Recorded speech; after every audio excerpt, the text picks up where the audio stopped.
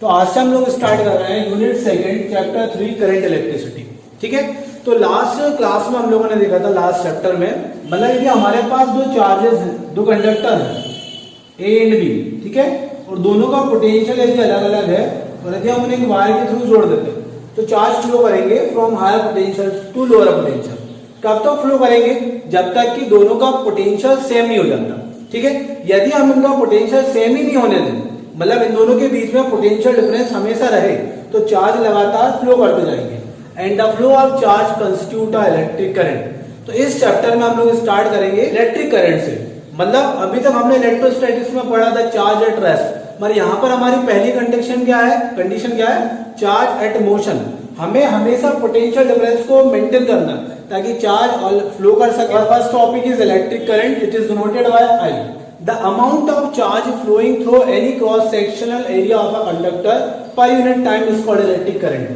मतलब यदि हमारे पास कोई कंडक्टर है और ये उसका एक क्रॉस सेक्शन एरिया है, तो इस एरिया से पर सेकेंड जितने चार्ज फ्लो करेंगे उसे हम क्या बोलेंगे? Electric current. जैसे हम एज्यूम कर लेते हैं कि यदि कोई टी टाइम में इस क्यू चार्ज ट्रांसफर होगा, ठीक है, तो करंट क्या हो जाएगा? टी टाइम में कितने चार्ज फ्लो हो रहे हैं? क्यू चार्ज, तो यूनिट टाइम में कितने हो जाएंगे? Q by T, and this is called electric current. I is equals to Q by T। और हमें ये भी मालूम है Q is equals to क्या होता है? N into E, तो I is equals to क्या हो जाएगा? N E upon T, where N is the number of electrons and E is the charge of electrons। बहुत छोटे समय डेल्टा T टाइम में डेल्टा Q चार्ज ट्रांसफर होता है। अभी यहाँ पे हमने क्या लिया? टाइम इंटरवल बहुत कम ले लिया। डेल का मतलब क्या होता है? A very small time interval में डेल Q चार्ज फ्लो हो रहा है, तब हमारी करंट की वैल्यू कितनी जाएगी? I is equals to del Q upon del T। ठीक है, अब यदि ये जो टाइम इंटरवल है ये बहुत ज्यादा स्मॉल है, अप्रोक्सीमेटली इक्वल्स टू 0, तो हम इसे क्या बोल सकते हैं? Instantaneous current.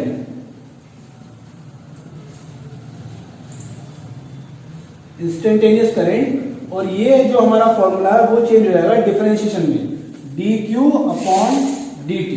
So it is called instantaneous current। तो यहां से हम यूनिट फाइंड करेंगे। The unit of charge is coulomb and the unit of time is second। So the coulomb per second, जिसको हम क्या बोलेंगे? एम्पियर। डिनोट करेंगे कैपिटल से। So the unit of electric current is ampere, denoted by capital A। क्योंकि ये एक fundamental quantity है तो उसका डायमेंशन फॉर्मूला भी क्या होगा? कैपिटल है। अब बात करते हैं हम लोग डायरेक्शन ऑफ इलेक्ट्रिक करंट। तो इलेक्ट्रिक करंट की डायरेक्शन क्या होती है? तो direction of electric current is in the direction of positive charge. जिस डायरेक्शन में पॉजिटिव चार्ज मूव करेंगे वो ही डायरेक्शन होगी इलेक्ट्रिक करंट की। ठीक है, यदि हम यहाँ पर पोटेंशियल डिफरेंस अप्लाई करें, एक बैटरी यहाँ पर अप्लाई करें, तो पॉजिटिव चार्ज इस बैटरी के पॉजिटिव से रिपेल होकर इस तरफ चलेंगे और नेगेटिव चार्ज किस तरफ चलेंगे? नेगेटिव चार्ज मतलब इलेक्ट्रॉन्स बैटरी के पॉजिटिव से अट्रैक्ट होकर इस तरफ चलेंगे। ठीक है, और डायरेक्शन ऑफ इलेक्ट्रिक करंट क्या होती है? Always in the direction of positive charge. इसका मतलब क्या हुआ? The direction of current is just opposite to the direction of motion of electrons. मतलब इलेक्ट्रॉन्स की अपोजिट डायरेक्शन में फ्लो करता है इलेक्ट्रिक करंट। यदि इलेक्ट्रॉन इस तरफ फ्लो कर रहे हैं तो हमारा इलेक्ट्रिक करंट इस डायरेक्शन में फ्लो करेगा। ठीक है, इलेक्ट्रिक करंट ये स्केलर क्वांटिटी है या वेक्टर क्वांटिटी है? क्योंकि हम डायरेक्शन की बात कर रहे हैं तो हमें ऐसा लगता है कि ये वेक्टर क्वांटिटी है, मगर यहाँ पर क्या होता है कि जो वेक्टर क्वांटिटीज होती है उनमें जो वेक्टर एडिशन होता है वो इस टाइप का होता है। यदि मान लीजिए यहाँ पर 5 न्यूटन का फोर्स है और उसके भी अपोजिट में 5 न्यूटन का ही फोर्स है, दोनों फोर्स इक्वल मैग्नीट्यूड के हैं, तो रिजल्टेंट क्या आएगा इसका? 0। उसी तरीके से कोई ऑब्जेक्ट ए से बी पर जा रहा है, डिस्प्लेसमेंट है 5 और वापस बी से ए पर आ रहा है, तो टोटल डिस्प्लेसमेंट क्या हो जाएगा? 0। ये होता है वेक्टर एडिशन। मगर इलेक्ट्रिक करंट के केस में क्या होता है? यदि यहाँ पर 5 एम्पियर करंट फ्लो हो रहा है और अपोजिट डायरेक्शन में भी 5 एम्पियर करंट फ्लो होता है, तो टोटल करंट हो जाएगा 10 एम्पियर। यहाँ पर 0 नहीं होगा। तो इलेक्ट्रिक करंट के पास डायरेक्शन तो है मगर वो वेक्टर एडिशन को फॉलो नहीं कर रहा है, इसलिए इसे हम क्या बोलते हैं? Scalar quantity. ठीक है, तो डायरेक्शन होने के बावजूद भी क्योंकि वो वेक्टर एडिशन को फॉलो नहीं कर रहा है, वेक्टर लॉ को फॉलो नहीं कर रहा है, इसलिए एक ऐसी क्वांटिटी है, एक स्केलर क्वांटिटी होती है। The next topic is types of current. So there are 3 types of current: steady current, varying current, and alternating current. ठीक है? So what is steady current? If the magnitude of a current does not change with time, मतलब यदि मैं time और current के बीच में graph plot करूं, ठीक है, और करंट का मैग्नीट्यूड कांस्टेंट है, मतलब मैग्नीट्यूड चेंज नहीं हो रहा है, तो इस तरीके के करंट को हम क्या बोलेंगे, steady current, whose magnitude remains constant. ठीक है, अगर यदि मान लीजिए मैग्नीट्यूड चेंज हो रहा है और डायरेक्शन चेंज नहीं हो रही है, तो उसे हम क्या बोलेंगे, varying current. Example this one means magnitude continuously changes. Third one alternating current. Alternating current means whose direction and magnitude periodically changes with time, मतलब एक फिक्स इंटरवल के बाद उसकी डायरेक्शन चेंज हो जाती है, तो ऐसे करंट को हम क्या बोलेंगे, अल्टरनेटिंग करंट। और इसका जब हम ग्राफ प्लॉट करेंगे तो किस तरीके से होगा, टाइम और करंट के बीच में इस तरीके एक फिक्स इंटरवल के बाद, ठीक है, मतलब पहले 0 से स्टार्ट होता है, अपनी मैक्सिमम वैल्यू पर पहुंचता है, फिर 0 पर आता है, ठीक है, फिर डायरेक्शन चेंज करता है, फिर मैक्सिमम वैल्यू पर आता है, फिर 0 पे होता है, फिर डायरेक्शन चेंज होता है, मतलब एक बार यदि इस डायरेक्शन में तो दूसरी बार इस तरफ, और फिक्स टाइम में। ऐसा नहीं होगा कि कभी भी चेंज हो जाएगा, एक फिक्स इंटरवल ऑफ टाइम में यदि उसकी डायरेक्शन चेंज हो रही है, तो इस तरीके के करंट को हम क्या बोलेंगे, अल्टरनेटिंग करंट। ठीक है, और हमारी कंट्री इंडिया में ये एक सेकेंड में लगभग 50 टाइम्स होता है, मतलब एक सेकेंड में 50 टाइम्स अपनी डायरेक्शन चेंज करती है, इसलिए इसकी जो फ्रीक्वेंसी होती है वो कितनी होती है, 50 हर्ट्ज इन इंडिया। अब इस पर कुछ बेसिक से न्यूमेरिकल्स हैं, हम वो करेंगे। तो हमारा फर्स्ट न्यूमेरिकल है 30 coulomb charge is flowing through a wire in 10 minutes, calculate the current through a conductor. Means क्या क्या गिवन है हमें, charge is 30 coulomb, time is 10 minute, 10 minutes मतलब the unit is in SI system, so 10 minute into 60 is equals to 600 second. Then हमें क्या find करना है, current. बहुत ही आसान है, I is equals to Q by T, the value of Q is 30 upon 600 is 1/20 is equals to 0.05 ampere. तो next question क्या है हमारा, if 3.2 into 10 to the power 7 electrons pass through a wire in 0.5 second, कितने electrons, 3.2 into 10 to the power 7 electrons pass in a 0.5 second and the charge of electron is 1.6 into 10 to the power minus 19 coulomb. We have to find the electric current. So what is electric current? We know that I is equals to Q by T, okay, and Q is equals to N upon T. सभी चीजें हमें given है, केवल calculation करना हमें। So what is N? 3.2 into 10 to the power 17. The charge on electron is 1.6 into 10 to the power minus 19 and time is 0.5. तो यदि हम इसको कैलकुलेट करते हैं 0.1024 ampere. So next question is, in the Bohr's model of hydrogen atom, the electrons circulate around the nucleus in the path of radius 5.1 into 10 to the power minus 11 metre. मतलब hydrogen atom है और उसमें जो एक electron है वो जिस path में रिवॉल्व कर रहा है उसकी रेडियस कितनी गिवन है हमें, 5.1 into 10 to the power minus 11 metre, okay, at a frequency of 6.8 into 10 to the power 15 revolution per second. और इसकी फ्रीक्वेंसी क्या है, मतलब पर सेकेंड कितने रिवॉल्यूशन हो रहे हैं, 6.8 into 10 to the power 15 revolution per second. Then we have to find current. ठीक है, तो what is current, I is equals to Q by T। ठीक है, तो चार्ज ऑन इलेक्ट्रॉन्स तो गिवन होता है हम लोगों को 1.6 into 10 to the power minus 19 coulomb. हमें क्या फाइंड करना है, टाइम फाइंड करना है। यदि हम लोग के पास टाइम है तो हम यहाँ पे वैल्यू पुट करके इलेक्ट्रिक करंट फाइंड कर लेंगे। तो टाइम हम कैसे फाइंड करेंगे, देखें यहाँ पर वेलोसिटी इज इक्वल टू होता है डिस्टेंस अपॉन टाइम। ठीक है, velocity is equal to distance upon time and time is a distance upon velocity. ठीक है, सो डिस्टेंस कितनी ट्रेवल की हम लोगों ने सोचो, यदि कोई ऑब्जेक्ट एक सर्कुलर पाथ में मूव कर रहा है, ठीक है, तो डिस्टेंस कितनी होती है उसकी पेरीमीटर, मतलब 2πr, और रेडियस हमें गिवन, तो हम क्या फाइंड कर लेंगे यहाँ से, distance 2πr। Okay, linear velocity is equals to r omega. ये क्या रिलेशन होता है, velocity, linear velocity and angular velocity. तो यदि मैं यहाँ पे r ओमेगा लिखूं, ओमेगा क्या होता है, 2πμ, मतलब एंगुलर फ्रीक्वेंसी और लीनियर फ्रीक्वेंसी में ये रिलेशन होता है। तो 2πr से 2πr कैंसिल, यहाँ पे टाइम इक्वल टू क्या जाएगा, 1 अपॉन फ्रीक्वेंसी। तो 1 अपॉन टी की जगह पे क्या ले सकता हूं मैं, frequency. So Q multiply with frequency. So the charge is 1.6 into 10 to the power minus 19 and the frequency is 6.8 into 10 to the power 15 and ये हम इनको सॉल्व करेंगे तो 1.08 into 10 to the power minus 3 ampere. NCERT numericals. The Earth's surface has a negative surface charge density of 10 to the power minus 9 coulomb per metre square.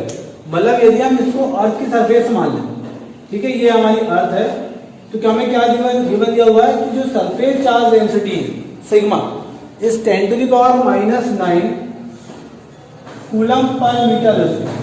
The potential difference of 400 kilowatt between the top of the atmosphere and the surface. मतलब ये जो अर्थ की surface है, ठीक है, और atmosphere का यदि हम टॉप मान लें तो अर्थ की सरफेस से लेकर जो हमारा एटमॉस्फेयर है लगभग वो 4000 किलोमीटर तक होता है. या हम तो इनके बीच में जो पोटेंशियल डिफरेंस है वो कितना बताया उन्होंने, कितना है 400 किलो वोल्ट. अब ये पोटेंशियल डिफरेंस क्यों है, क्योंकि अर्थ की सरफेस पर कौन सा चार्ज होता है, नेगेटिव चार्ज होता है, ठीक है, और जो हमारी अर्थ की जो एटमॉस्फेयर है उसकी अपर सरफेस पर पॉजिटिव चार्ज होता है जिसे हम बोलते हैं आयोनोस्फीयर. ठीक है, अब ये पॉजिटिव चार्ज कैसे आया इसके पास, सन की रेज वहां पे डायरेक्ट आती है. तो जब सन की रेज एयर के पार्टिकल के ऊपर इंसिडेंट होती है तो वो एयर का पार्टिकल आयोनाइज हो जाता है, उसमें से एक इलेक्ट्रॉन निकल के बाहर चला जाता है. तो जब इलेक्ट्रॉन बाहर निकला तो उस पर नेगेटिव चार्ज और जिस एटम से बाहर हुआ उस पर पॉजिटिव चार्ज आ गया. तो इस तरीके से वहां पे जो सन की रेज होती है वो वहां के एटमॉस्फेयर को आयोनाइज कर देती है. ठीक है, तो इस तरीके से जो हमारा एटमॉस्फेयर उसके अपर पार्ट पर पॉजिटिव चार्ज और हमारी अर्थ की सरफेस पर कौन सा चार्ज होता है, नेगेटिव चार्ज. और हम ये मान के चलते हैं कि टोटल चार्ज कितना है, 0 है. इसका मतलब क्या हुआ कि जितने पॉजिटिव चार्ज होंगे उतने ही नेगेटिव चार्ज होंगे. इसको पूरा सर्कुलर देखें, ये पूरा नेगेटिव और ये मैं बना नहीं पा रहा बोर्ड पर, ये पूरा एटमॉस्फेयर भी चारों तरफ होगा. तो जितना नेगेटिव चार्ज होगा उतना ही पॉजिटिव चार्ज होगा. To result in a current of only 800 ampere over the entire globe. तो इस पोटेंशियल डिफरेंस के कारण क्या हो रहा है कि हमारे पूरी अर्थ पर टोटल कितना करंट ड्रॉप हो रहा है, 1800 एम्पियर. वैसे तो ये बहुत ज्यादा करंट है, मगर यदि हम पूरे ग्लोब की बात करेंगे, पूरी अर्थ की बात करेंगे तो ये 1800 डिस्ट्रीब्यूट हो गया होगा. ठीक है, तो ये इतना कम करंट हो जाता है कि हमें महसूस ही नहीं होता. If there were no mechanism of sustaining atmosphere electric field, how much time would be required to neutralise the earth surface if radius of earth is 6.37 into 10 to the power 6 metre. तो देखो question क्या है कि यदि यह positive charge इस अर्थ पर आ जाए, ठीक है, जो कि लगातार आ रहे हैं, इस तरीके से पॉजिटिव चार्ज चल रहा है, इन पॉजिटिव चार्ज के चलने के कारण कितना करंट फ्लो हो रहा है, 1800 एम्पियर करंट फ्लो हो रहा है. तो उनका कहना यह है, जो क्वेश्चन है कि यदि पूरे के पूरे चार्ज अर्थ पर आ जाए तो ये कितनी देर में अर्थ के नेगेटिव चार्ज को न्यूट्रलाइज कर देंगे. प्रैक्टिकली ये पॉसिबल नहीं है क्योंकि ये चार्ज लगातार डेवलप हो रहा है, बन रहा है. ठीक है, लगातार बादल कहीं ना कहीं पे टकरा रहे हैं, कहीं ना कहीं पे लाइटनिंग हो रही है, बिजली कड़क रही है, तो लगातार ये चार्ज प्रोड्यूस हो रहा है. तो ऐसा प्रैक्टिकली पॉसिबल नहीं है कि ये पूरे चार्ज अर्थ पर आ जाए और अर्थ के चार्ज को न्यूट्रलाइज कर दें. मगर थ्योरेटिकली हमसे क्वेश्चन में पूछा गया है कि यदि मान लीजिए कहीं भी लाइटनिंग नहीं हो रही है, पॉजिटिव चार्ज प्रोड्यूस नहीं हो रहा है, तब कितने टाइम पर ये चार्ज को न्यूट्रलाइज कर देगा. ठीक है, तो बहुत ही आसान है हमारे लिए ये. हमें मालूम है I = Q/T. ठीक है, हमारे पास I गिवन है 1800 एम्पियर. हमें टाइम फाइंड करना है. हमें क्या पता होना चाहिए, total charge on the earth surface. तो वो फाइंड करने के लिए हमें क्या दिया हुआ है, surface charge density. Surface charge density क्या होती है, charge per unit area. Okay, charge per unit area. ठीक है, तो चार्ज क्या हो जाएगा, sigma into area, and surface area of the sphere is 4πr². तो यहां से हम Q की वैल्यू फाइंड करेंगे और फिर हम इस फॉर्मूले में पुट करेंगे तो हमारे पास क्या जाएगा, टाइम आ जाएगा, sigma into 4πr² upon I. Put the values.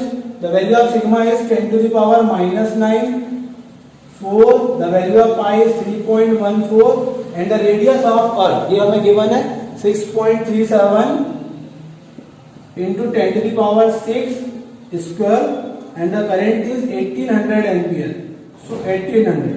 So the answer is 282.77 second.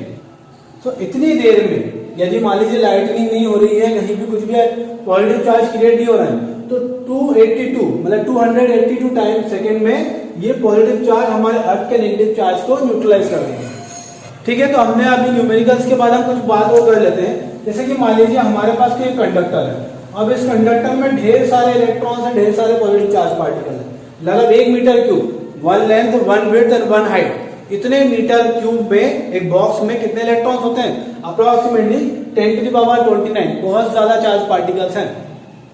और ये चार्ज पार्टिकल इस कंडक्टर में थर्मल एनर्जी के कारण, जो हमारे एटमॉस्फेयर की जो एनर्जी होती है वो एनर्जी लेकर ये जो पार्टिकल है ये मूव कर रहे हैं। ये इलेक्ट्रॉन्स रेंडमली किसी भी डायरेक्शन में मूव कर रहे हैं। यदि ये मूव कर रहे हैं तो अभी हमने पढ़ा the flow of charge constitute electric current.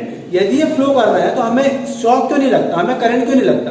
भाई इतनी सारी चीजें मेटल की हैं। और अभी हम ये कह रहे हैं कि जो थर्मल एनर्जी है, जो हमारे एटमॉस्फेयर की एनर्जी है, उनके कारण ये पार्टिकल्स मूव कर रहे हैं। तो यदि ये मूव कर रहे हैं तो इलेक्ट्रिक करंट भी बना रहे होंगे, और यदि ये करंट बना रहे हैं तो हम लोगों को उस पर शॉक क्यों नहीं लग रहा? तो उसका आंसर ये है कि इलेक्ट्रॉन्स तो मूव कर रहे हैं। जैसे कैसे मूव कर रहे हैं? जैसे हम मान लेते हैं एक इलेक्ट्रॉन इस डायरेक्शन में मूव कर रहा है, तो एक इलेक्ट्रॉन इस डायरेक्शन में भी मूव कर रहा होगा। ठीक है, यदि कोई इस डायरेक्शन में मूव कर रहा है तो कोई डाउनवर्ड डायरेक्शन में मूव कर रहा होगा, यदि कोई इस तरफ मूव कर रहा है तो कोई इस साइड मूव कर रहा होगा। कहने का मतलब ये है कि इतने सारे इलेक्ट्रॉन्स हैं जो हर डायरेक्शन में मूव कर रहे हैं, तो इनका जो हम एवरेज वेलोसिटी देखेंगे वो कितनी हो जाएगी? 0 हो जाएगी, क्योंकि ये इन दोनों की वेलोसिटी को कैंसिल कर देगा, ये एक दूसरे के इफेक्ट को कैंसिल कर देंगे, ये एक दूसरे को इफेक्ट को कैंसिल कर देंगे। इसका मतलब टोटल जो इफेक्ट है, टोटल एवरेज वेलोसिटी क्या हो जाएगी? 0 हो जाएगी। यदि मैं इनके अक्रॉस, इस कंडक्टर के अक्रॉस इलेक्ट्रिक फील्ड अप्लाई करता हूं तो फिर क्या होने वाला है? देखिए फिर क्या होगा, ये जो इलेक्ट्रॉन इस तरफ ऊपर की तरफ जा रहा है, इस पॉजिटिव से अट्रैक्ट होगा और ये ऊपर की तरफ ना जाकर कुछ इस तरीके से यहाँ पर डिस्प्लेस हो जाएगा, इतना इसमें डिस्प्लेसमेंट हो जाएगा। हम क्या बोलेंगे? ये इलेक्ट्रॉन ड्रिफ्ट हो गया। समझ में आया सभी को? फिर से एक बार, यदि इलेक्ट्रॉन डाउनवर्ड डायरेक्शन में जा रहा था तो ये इलेक्ट्रॉन इस बैटरी के पॉजिटिव से अट्रैक्ट होगा और इस तरफ ना जाकर ये इस तरफ ड्रिफ्ट हो जाएगा, इतना ड्रिफ्ट हो जाएगा इसमें। ये वाला जो इलेक्ट्रॉन है, ये जो यहां तक पहुंच रहा था, इस इलेक्ट्रिक फील्ड से अट्रैक्ट होने के बाद एक्सेलरेट होगा और ये पार्टिकल जो यहां तक आ रहा था अब थोड़ा और आगे आ जाएगा। उसी तरीके से ये पार्टिकल जो यहां तक पहुंच रहा था इलेक्ट्रिक फील्ड के कारण ये डी एक्सेलरेट होगा, केवल यहां तक आ पाएगा। ये वाला जो पार्टिकल है ये थोड़ा सा एक्सेलरेट होगा, इस तरफ आगे बढ़ जाएगा, ये वाला पार्टिकल इस तरफ आगे बढ़ जाएगा। मतलब इसमें ये जो ड्रिफ्ट हो रहा है ये सभी एक ही डायरेक्शन में ड्रिफ्ट हो रहा है, in the opposite direction of electric field. ये जो थोड़ा थोड़ा सा ड्रिफ्टिंग है ये सारे मिलकर लगभग 10⁻29 इलेक्ट्रॉन्स जब ये डिस्प्लेसमेंट करेंगे तो इनके रिजल्टेंट एक नेट करंट प्रोड्यूस होगा जिसकी डायरेक्शन क्या होगी? एक ही तरफ होगी, सेम डायरेक्शन होगी। तो तब जाके करंट मिलता है और ये जो वेलोसिटी होती है इसे हम बोलते हैं ड्रिफ्ट वेलोसिटी। ठीक है, मतलब जब भी किसी के प्रेशर में वेलोसिटी होती है उसे हम बोलेंगे ड्रिफ्ट वेलोसिटी। सो इलेक्ट्रॉन की जो रैंडम वेलोसिटी थी हम उसे क्या बोलते हैं? Thermal velocity. मगर जब इलेक्ट्रिक फील्ड हमने अप्लाई की तो ये जो ड्रिफ्टिंग हुई है उसकी वेलोसिटी के कारण हम इसे क्या बोलते हैं? Drift velocity. तो अभी हम लोगों ने ड्रिफ्ट वेलोसिटी का कॉन्सेप्ट देखा कि कई सारे इलेक्ट्रॉन्स हैं, ठीक है, जो लगातार रैंडमली मूव कर रहे हैं और लगातार एक दूसरे के साथ कोलाइड हो रहे हैं। इस तरीके से ना जाने कितनी बार कोलाइड होते होंगे इतने सारे इलेक्ट्रॉन्स। तो यहां पर एक वर्ड है रिलैक्सेशन टाइम।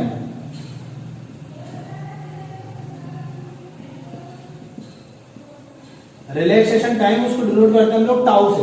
ठीक है, the time interval between two successive collision, मतलब लगातार बहुत बार कोलाइड हो रहे हैं और उनके बीच में जो टाइम मिलता है, जैसे एक इलेक्ट्रॉन यहाँ पे कोलाइड हुआ ए पॉइंट पर, फिर जाके कहां पर कोलाइड हुआ? बी पॉइंट पर।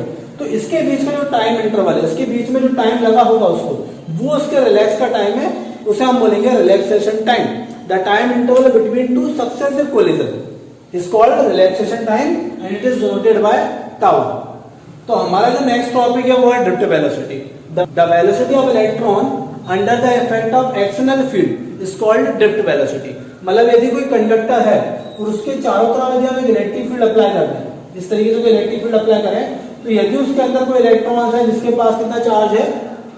इलेक्ट्रॉन्स के पास कितना चार्ज होता है? ई चार्ज होता है ना। तो इस इलेक्ट्रॉन के पास एक फोर्स लगेगा। यदि इस तरफ पॉजिटिव चार्ज है और इस तरफ नेगेटिव चार्ज है तो इलेक्ट्रिक फील्ड की डायरेक्शन क्या होगी? Positive to negative. और इलेक्ट्रॉन पर एक फोर्स अप्लाई होगा opposite to the direction of electric field. इस तरह फोर्स अप्लाई लगेगा, कितना फोर्स लगेगा, F is equals to Q into E, और charge on electron is minus E, so minus E into E। इतना फोर्स लग रहा है किसके ऊपर, एक इलेक्ट्रॉन के ऊपर, और इस फोर्स के कारण जब इलेक्ट्रॉन एक्सेलरेट होगा, इलेक्ट्रॉन मूव करेगा, तो उसकी वेलोसिटी को हम क्या बोलेंगे, drift velocity. F is equals to क्या होता है, Q into E, और Q की वैल्यू कितनी है, minus E into Newton second law, F is equals to mass into acceleration. तो यहां से एक्सेलरेशन की वैल्यू कितनी आ रही है, minus E into E upon m। अब हम ये मान लेते हैं initially the velocity of electron is 0।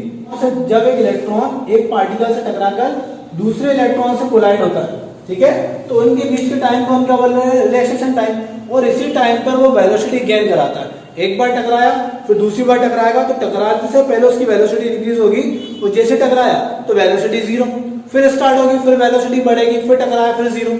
तो वेलोसिटी बहुत कम समय के लिए बढ़ रही है, लगभग एक्सेलरेशन बहुत ही कम होता है, ठीक है।